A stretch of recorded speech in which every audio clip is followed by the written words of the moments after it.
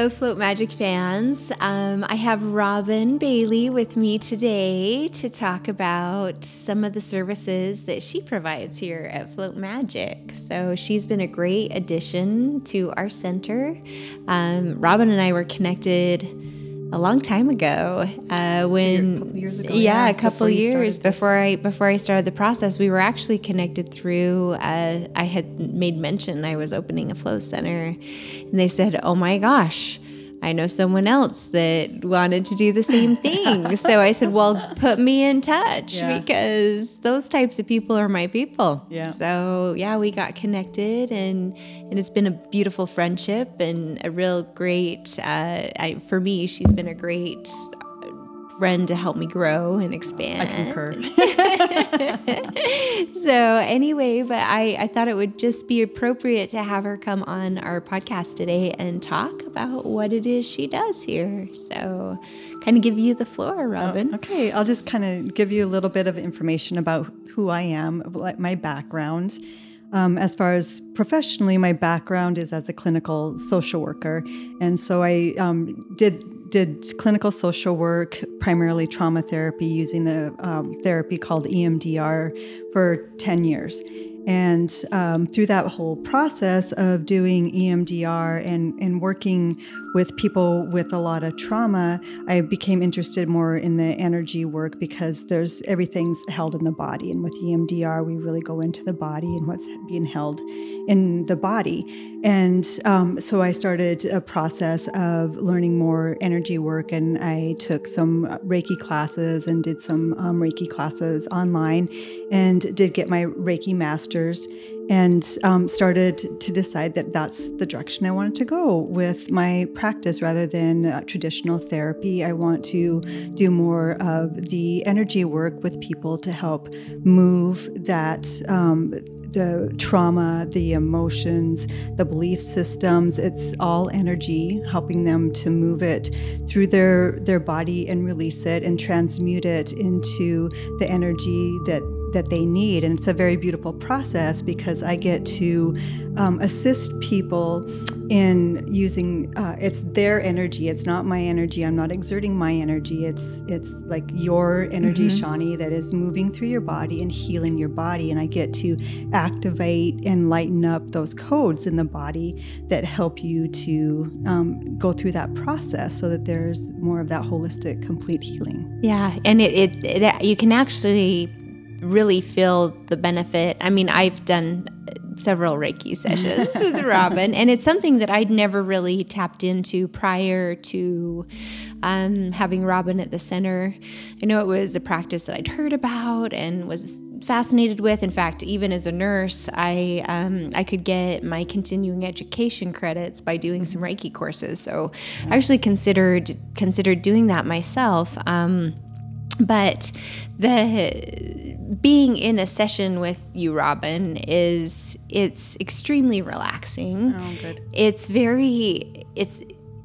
you feel as if you've kind of had this weight lifted after you're done. And that's probably a lot to the fact that you're working that energy through our body, right? That's part of the process. Part of the process, yeah.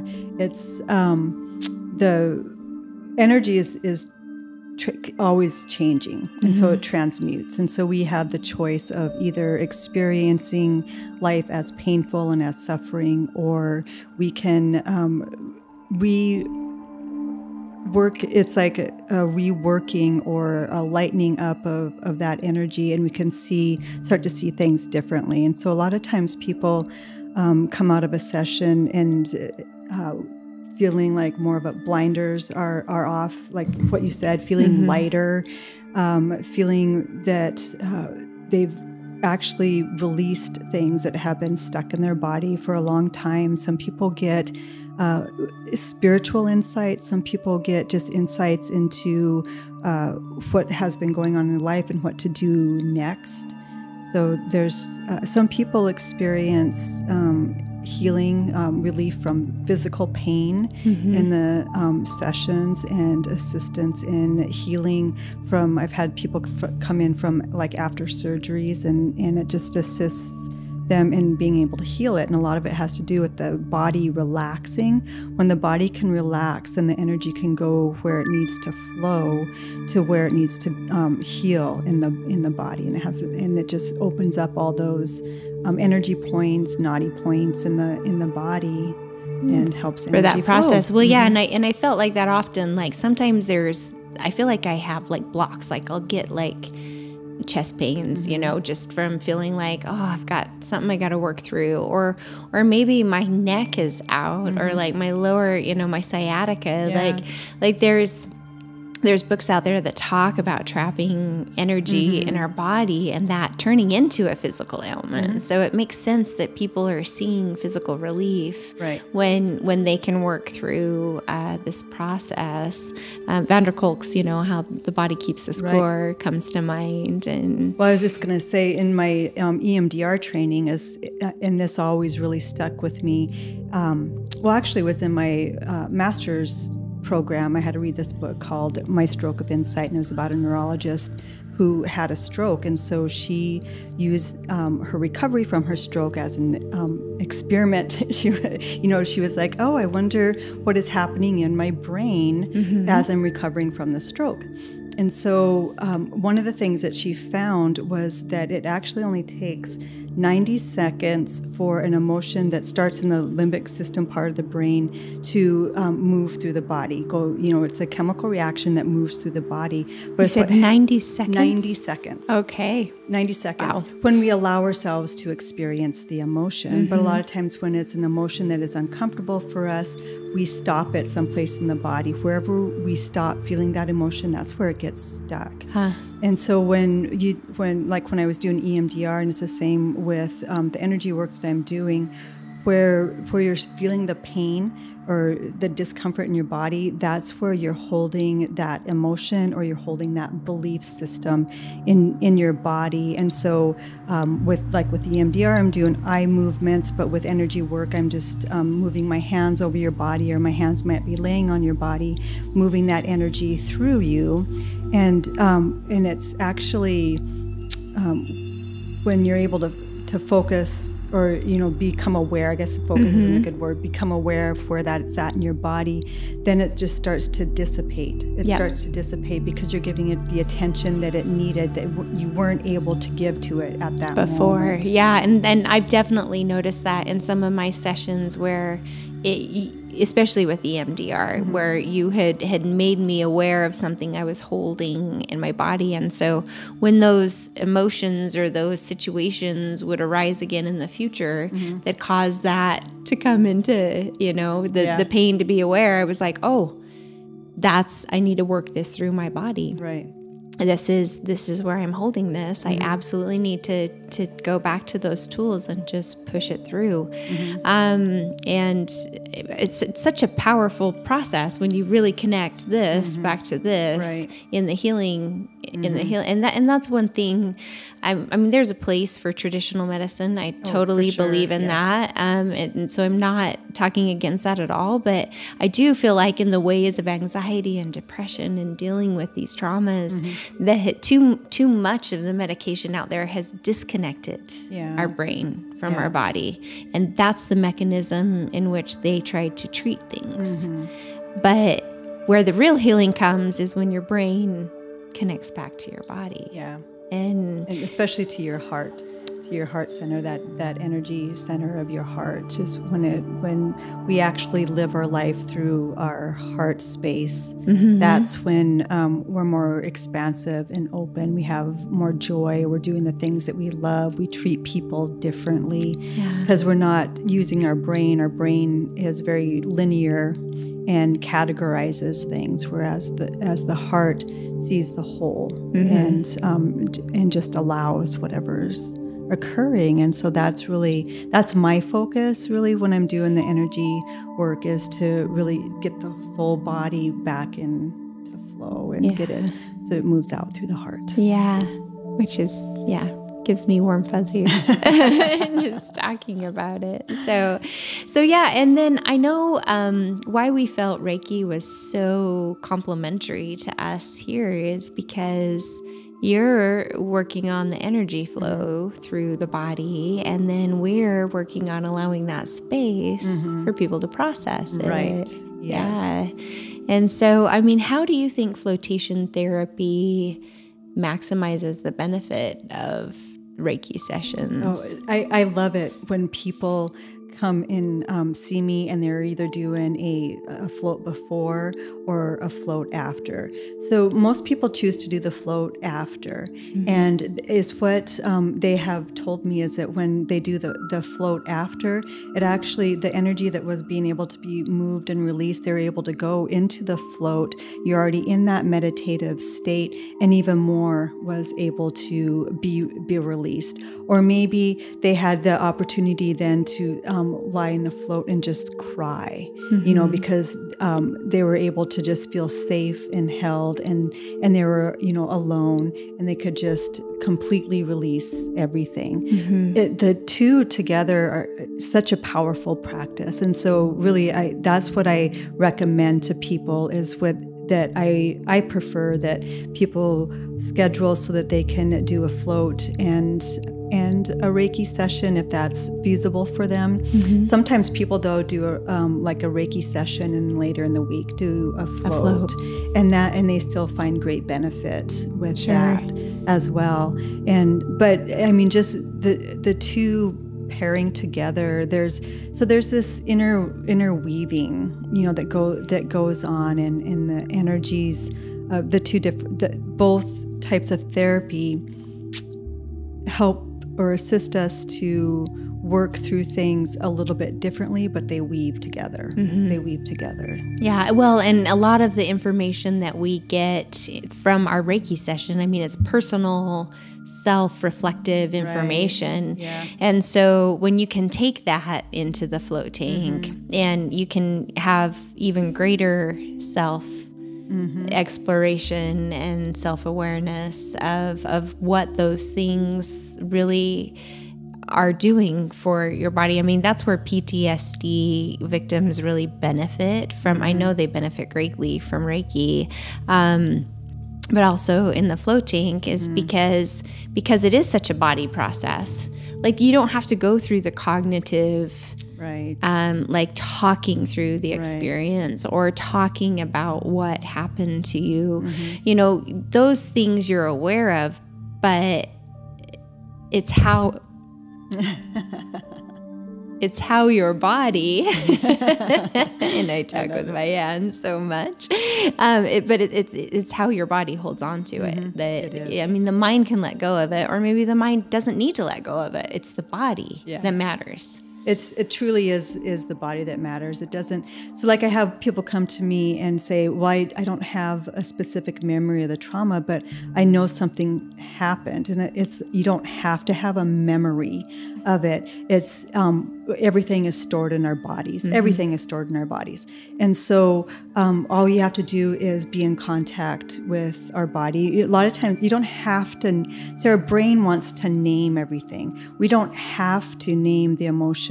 We don't have to name the mood. We don't have to name the trauma or the You don't pain. have to identify it. Right. There's no identifier. Exactly.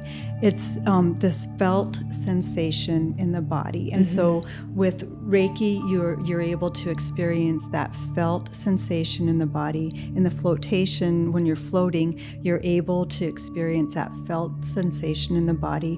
When we allow, that's what I'm talking about, the 90 seconds, that's why it only takes 90 seconds, when we allow ourselves to experience the felt sensation, and then it releases. We know what to do with it. Our body innately knows what to do with it. Our brain and body is already programmed to handle it. Exactly. Yeah. And a lot of times we've forgotten. Yeah. And so it's really a call. With Reiki, it's a call back to remembrance. And with trauma, I mean, it's well documented. Of course, trauma changes and adapts the way that we deal with circumstances. So it's for a survival process, right? And so our natural process almost gets hijacked by this other alternative adaptation that we think in that moment is going to keep us safe in other future experiences. Right. And so how does Reiki really play into that hijacking of those adaptations? Well, it continues. It always goes back to the body. I mean, honestly, it goes back to experience those felt sensations. When you experience those felt sensations, is what happens is the energy system opens up. When we've adapted to I can't even think of the word, to behaving in a certain way in certain situations, it's actually an energy blockage. Something is an energy system is blocked somewhere in our body. So, for example, maybe you're holding it in your shoulder and you have shoulder pain. Well, when there's that shoulder pain, it's blocked. You know, that the pain is blocking the flow of energy through your body. When you have a pinched nerve, it's blocking that flow of energy through your that body. transmission. Yeah. Right. And so that's how Reiki affects that, is that because it does help you to release that felt sensation, and so that the energy starts to flow with ease and with freedom, then we have that, then the brain, so there's a brain-heart coherence, and so that brain and heart come into coherence, and then we respond how we know innately how to do it. And it's very natural. That's what surprises people, is it's very natural. It's like, well, of course I would respond that way, and then it's like, oh, but I didn't. It's like, because there was a block. There was that adaptation. That blocked that heart-brain coherence. Yeah, so. I mean, and I love that science is really integrating more of energy. Yeah. Like, they're studying it more, they're understanding. With all our biofeedback mechanisms, we're able to really track how these practices and services outside of traditional practices are really benefiting people. Right. I feel like it's a really exciting time to be in the study of the brain and the body, neuroscience, and it's fascinating what comes out. It's fascinating what we see here in the center, isn't it? Like the healing that gets to take place. Yeah, just the release and relief. You know, people are like, finally. Yeah, they could have been working on issues for years, months, years, and I've seen them do sessions with you, and they change. I've seen them step out of the float tank and changed. They're glowing. You know, they've just let things go. And man, it's rewarding to be in this space, to be able to witness that. So I'm super grateful you're here with us. So I wanted to let you talk a little bit about what do you recommend, like Reiki sessions? How would somebody know that it's time for them to come try a Reiki session? So anytime that you're feeling stuck in life is a great time for a Reiki session. I have a lot of people that go to therapy and feel stuck in therapy. Coming in for a Reiki session actually helps as you go into your next therapy session to be able to receive and to learn more, even through that, being able to open up more, being able to be more open to releasing more of that trauma. So anytime that you feel stuck in life, a lot of people really like to come in for Reiki or energy healing sessions when they are at a crossroads in their life, needing to make decisions, or at a crossroads spiritually, like I'm not understanding what I'm learning. A lot of times doing an energy healing session can give you that clarity, can open up the third eye chakra, that intuition center, and help you to experience what it is that you need to experience. People who are in physical pain, energy healing sessions are really, really good for physical pain. People who are healing from surgeries or an injury, coming in and doing energy healing sessions are going to be very, very beneficial. Trauma, if you've experienced trauma, it's definitely recommended. Mm-hmm. Well, and I can definitely speak to how I've utilized Reiki right alongside my counseling sessions, and how much more it's like a symbiotic effect, right? Like they really benefit one another when I can go to counseling, talk through, and then come back, do a Reiki session that really helps me put all of that insight and awareness into practice. Yeah. So it's an integration. It is. That's the other thing, is integration. Anytime that you need to integrate any kind of experience, doing an energy healing session is really helpful for that. Yeah, I definitely can attest to that.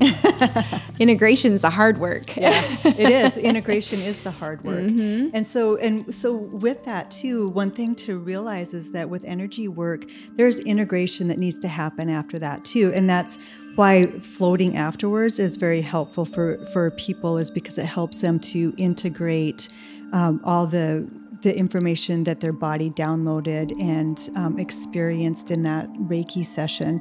It's also true for when you leave a energy healing session, that you continue some sort of practice, whether it's going for a nice walk, making sure that you're doing 5 minutes, even 5 minutes of meditation, just sitting and breathing. I mean, you don't even have to do a specific breathing activity, just breathe, right? For 5 minutes, or but there is an integration. You have to allow yourself to integrate back into everything that your body downloaded and learned from that energy session. Yeah. Well, and that's why we have spaces here that people can just come and be like this chill space, right? Come journal. Yeah, come journal, come sit, come listen to a meditation or music. I never want people to feel rushed getting out of here, because we're doing powerful work in here. We're allowing space for people to do some powerful work on themselves. Right. And rushing back out into the community or right back to work, or I mean, if that's what you have to do, it's what you have to do. But if you can allow yourself that space, it just becomes a much better. But the trick with that, there are definitely times when you're like, oh, I just need to come in and do a float, and that's all I have time for, or the 15-minute massage chair, or a Reiki session. That's all I have time for, and then I have to get back to work. The trick with that is that then you plan for something after you're done with work to integrate. So maybe it is going for a walk, or journaling, or listening to your favorite music on the way home. Another good thing to do is on your way home, at every stop sign, take a deep breath and make an audible exhale. Just sound weird. It doesn't matter, because generally nobody else is in the car. So just go... and because that calms the central nervous system, and it helps when our central nervous system is calm, then we're able to integrate information. So if that's what you have to do, is leave right away, have a plan for when you do have a little bit of downtime. No, that's excellent advice. Yeah. Robin's full of it. So anyway, well, I just want to thank you. Thank you for being here. Yeah. Thank you for sharing with our clients and our listeners. Yeah. Thank you for having me. Yeah. You're just an absolute gift. So thank you. Yeah. And be sure to tune in to all our podcasts. We'll keep putting information out there that's relevant and helpful and useful. And even with Reiki, sometimes it's good to be salty, right? So just stay salty, friends.